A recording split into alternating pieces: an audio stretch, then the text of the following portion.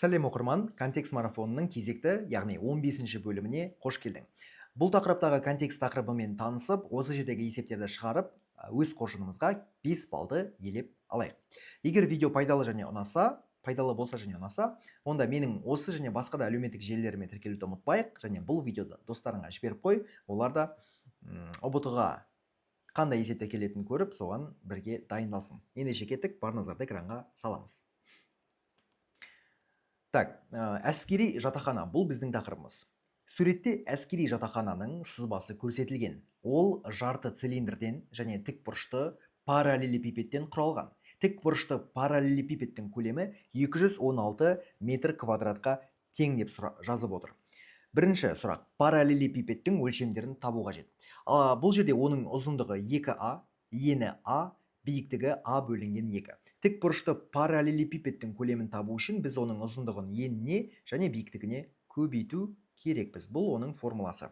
Ендеше осыны біз қолданайық. Көлем тең, ұзындығы 2а, ені а, биіктігі а бөлінген 2. Жалпы бұл 216-ға тең. 2 мен мына бір 2 қысқарады, яғни а куб болады. Ал 216 дегеніміз бұл 6-ның кубы, екі жағындағы дәрежелер бірдей болса, екеуін фық-фық етіп қысқартамыз, сонда а тең 6 болады. 6 метр екен. Біз параллелепипедтің өлшемдерін тапқан жоқпыз. Біз оның енін ғана таптық. Енді оның ұзындығын табайық. Оның ұзындығы 2 есе ұзын, яғни 12 метр болады. Ал оның биіктігі а бөлінген 2, бұл 6 бөлу 2, яғни 3 метр болады. Демек, оның ұзындығы 12 метр, ені 6 метр, биіктігі 2 метр, 3 метр болып тұр.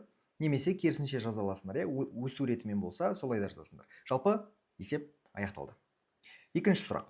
Жатақхананың көлемін табу керек. Мынау а болса, мынау да а деген сөз. Ал бұл не болып тұр? Бұл жарты цилиндрдің, яғни жарты цилиндрдің табанындағы мына дөңгелектің диаметрі болып тұр. Яғни диаметр тең а, тең қанша? Тең 6 болды ма? 6 метр. Демек, радиус 2 есе кіші болады, ол диаметрдің жартысына тең. Ол бізде 3 метр. 3 метр. Ал бұл жердегі цилиндрдің мына бір биіктігі, ол 2а мен бірдей. 2а дегеніміз, ол 12 метр болған. Енді біз былай істейік. Цилиндрдің көлемін табайық. Цилиндрдің көлемін табу үшін біз пи-р квадрат көбейтілген h деген формуланы қолданамыз. Пи осылай қалады, себебі мұнда 3 деген, яғни пиді 3-ке тең деп ал деп жазып отқан жоқ, демек пи осылай қалады. Радиус 3-тің квадраты көбейту 12. 3-ті квадраттасақ 9 болады. 12-ге көбейтсек қанша? 144 минус 10, 144, 120 минус 12, 108 пи бола ма? 108 пи. Сонда жалпы көлемді табу үшін біз параллелепипедтің көлеміне цилиндрдің көлемін табамыз. Мына жерде параллелепипедтің көлемі ол 216 деп айтылған. Осыған 108 пиді қосамыз. Жалпы ортақ көбейткішті жақшаның сыртына шығаруға болады. Мынау бізде 6-ның кубы, 6-ның кубы бізде қалай жазылады? 6 көбейту 6 көбейту 6. Мынау 12 көбейту 3 көбейту 3. 12-ні біз былай жазаламыз ғой. 6 көбейту 2 деп жазаламыз, 3 пен 2-ні көбейтсек, бұл 6 болады. Мына жерде сонда 6 көбейту 6 көбейту 6 деп жазайық. Ал екіншісін 12 көбейту 3 көбейту 3 пи деп жазып алайық. Так. Мынау 36, мынау да 36, 36 санын жақша сыртынан шығарамыз. Мына сандар кетті. Жақшаның ішінде 6 қосылған 3 пи орналасқан. Енді тағы 3-ті далаға шығарып жүруге болады ғой. Давайте далаға тағы шығарып жүрейік 3-ті. Сонда бізде не қалады? 3-ті далаға шығарып жүрсек, 36 көбейту 3, жақшаның ішінде 2 қосылған пи болады, Сонда 108 көбейту 2 қосылған пи болады. Немесе мына жерден 216 108-ден 2 есе көп екенін бірден көруге болатын еді. Жауабы осы. 108 көбейтілген 2 қосылған пи болады. Үшінші сұрақ. Жатақхананың шатырын қаптау цилиндрдің бүйір беті үшін қанша квадрат метр материал керек дейді. Шатыры ол мынау болып тұр, цилиндрдің бүйір беті. Цилиндрдің бүйір бетінің жатақхананың шатырын қаптау үшін цилиндрдің бүйір беті деп отыр. Цилиндрдің толық бетінің ауданы деп тұрған жоқ. бүйір беті, яғни мына жерін ғана айтып отыр. То есть мына алды, ана тұрған арты бұл жерде қарастырылмаған, себебі бүйір бетіне олар кірмейді. Олар цилиндрдің табаны болады. Дұрыс қой, цилиндрдің табаны. А мына жерде бүйір бет деп тұр. Цилиндрдің бүйір беті жалпы мынандай тік төртбұрыш.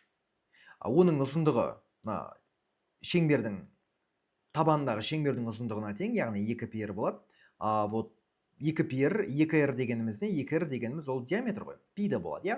Диаметрі қанша дедік бағана? Диаметр бізде 6 болған. Яғни 6π деп жазып аламыз. Вот оның биіктігі мынау 2а. Ол бағана 12 болған. Демек, бұл жерде жалпы аудан табу үшін, жалпы бүйір бетін табу үшін біз 12-ні 6πға көбейтеміз. Өйткені тік төртбұрыш қой. Ұзындығы менен көбейтсек 72π болады. 72π ол цилиндрдің бүйір бетінің ауданы, бірақ бізде цилиндрдің жартысы ғана. Көріп отырсыңдар ма? Жартысы болса, демек осыны біз 2-ге бөлеміз. Осыны 2-ге бөліп, қанша болады? 36π деген сан шықпай ма? Вот сол есептің жауабы. 36π болады. Төртінші сұрақ. Параллелепипедтің табанының жатақхана еденінің ауданы параллелепипедтің бүйір бетінің ауданынан қаншаға кем дейді.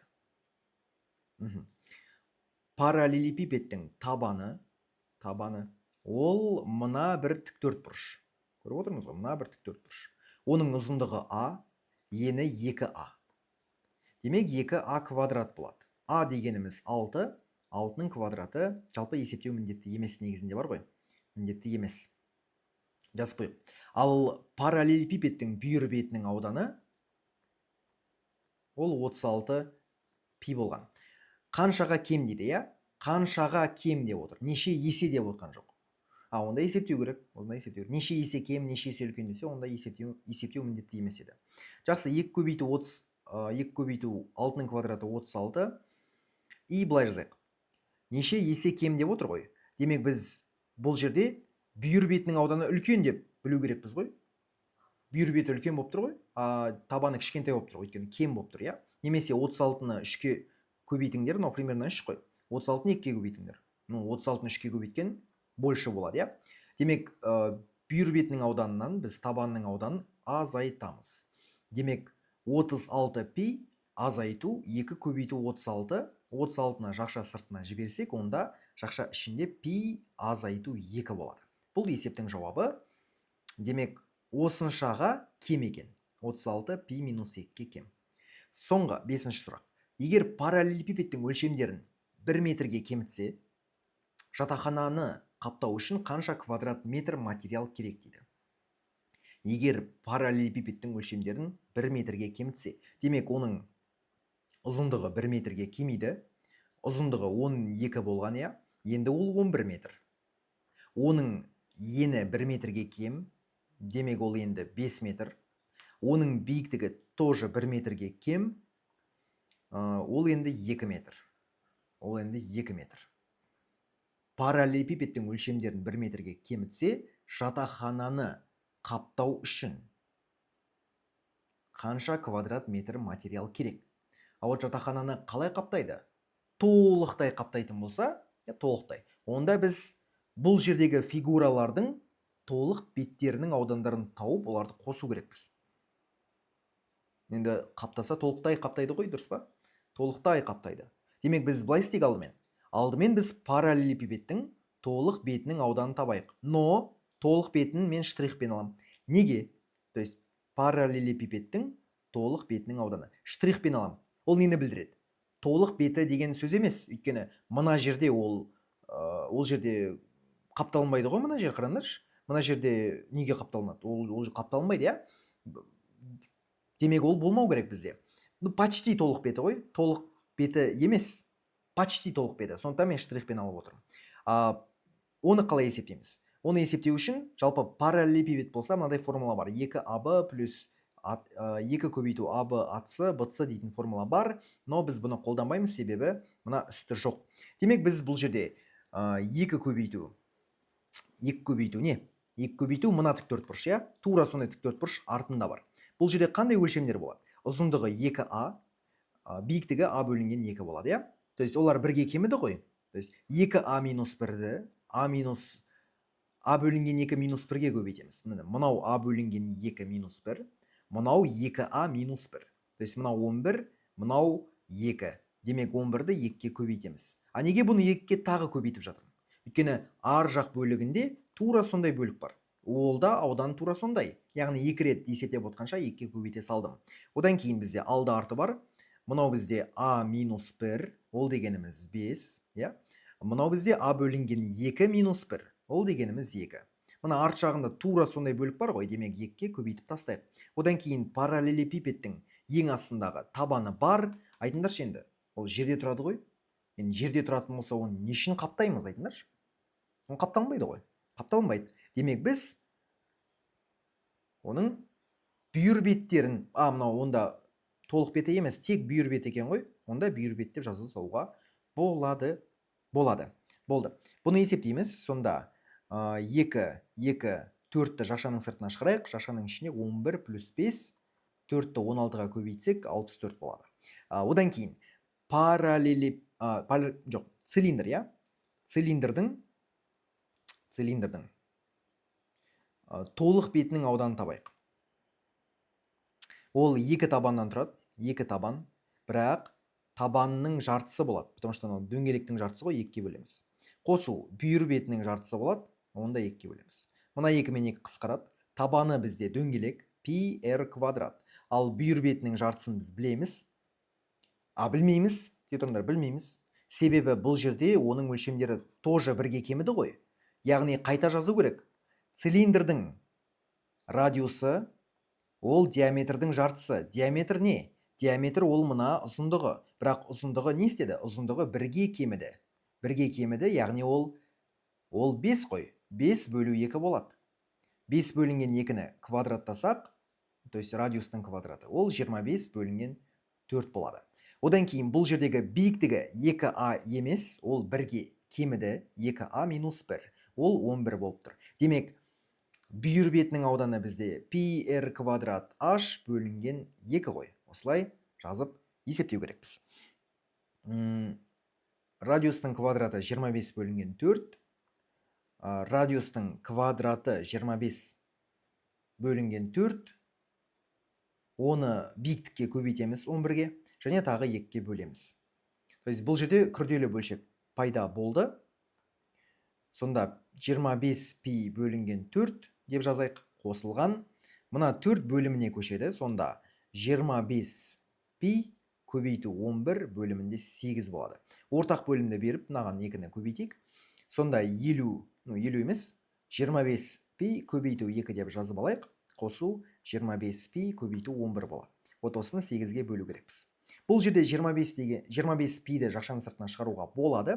Жақшаның ішінде 2 қосу 11 қалады. Сонда не болады? Сонда 25π көбейту 13 болады. Оны 8-ге бөлу керекпіз. Енді былай істейік. Жалпы жатақхананы қаптау үшін қанша квадрат метр материал керек деп отыр ғой. Осы екеуін қосу керекпіз. Демек, параллелепипедтің бүйір бетінің ауданына біз цилиндрдің толық бетінің ауданын қосамыз. 64 қосылған 25π көбейту 13 бөлінген 8 деп жазайық. Мынаған 8-ді береміз. Сонда қанша? 512 болады. Қосылған 250 және 75 325π. Вот осыны бөлеміз 8-ге. Жауап осы болады. Мұнда жазып қойық. 512 қосу 325π бөлінген 8 болады. Сонымен жігіттер қыздар, біз контекстіміздің кезекті бөлімін аяқтадық. Егер видео ұнаса, бұл видеоға лайк басып, менің басқа және осы әлеуметтік желілеріме тіркелуді ұмытпайық, және бұл видеоны достарыңа бөлісіп қой. Келесі бөлімде кездескенше сау бол.